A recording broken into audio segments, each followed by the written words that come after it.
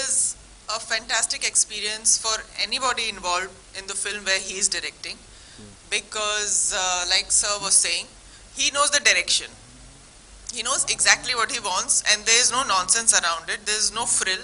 There is no extra anything that you are supposed to do or that he shoots. So I think, and the best thing about working with him as a director is that he is so technically sound. He has so much understanding, knowledge, experience, and a skill for being technically competent and being clear, that he knows exactly what's to be done, and he knows what is unnecessary.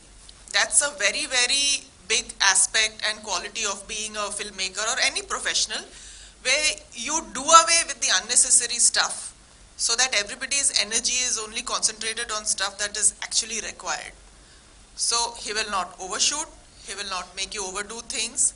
So, and come over pamper me. He didn't even smile at me. She's always pampered. She's always pampered.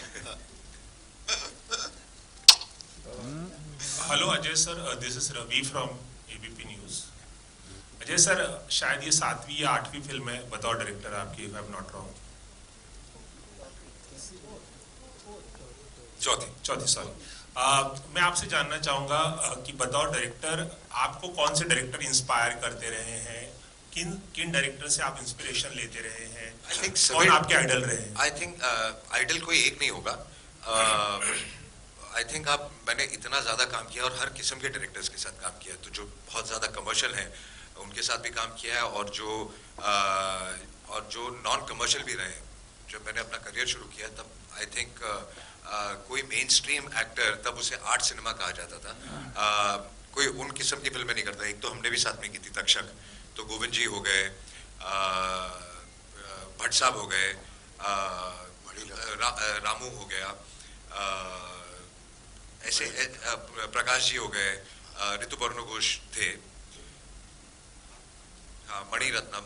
तो commercial भी बहुत सीखा और उसके साथ एक art cinema में भी सीखा कि ऑनेस्टी और रियलिटी भी कैसे रखनी है। तो आज जब उन चीज़ों का मर्ज हुआ है कि आज लोगों को रियलिटी भी चाहिए और उसको बड़े स्केल पे उस ड्रामा में भी दिखाना है और वो भी चाहिए, तो उन दोनों का जो मिक्स हुआ वो कहीं ना कहीं से आप रोज हर नए नए डायरेक्टर के साथ, कुछ ऐसे भी डायरेक्टर थे जिनसे आपने बहुत कुछ सीखा क्या नहीं करना, तो आप सीखते ही हैं। तो ऐसे बहुत सारे नाम है, हर आदमी का अपना अपना एक प्लस पॉइंट होता है। आई मीन रोहित से ज़्यादा हार्डवर्क मैंने किसी का नहीं देखा करते हुए। तो ऐसे इतने सारे नाम हैं कि मैं एक दो नाम ले नहीं सकता।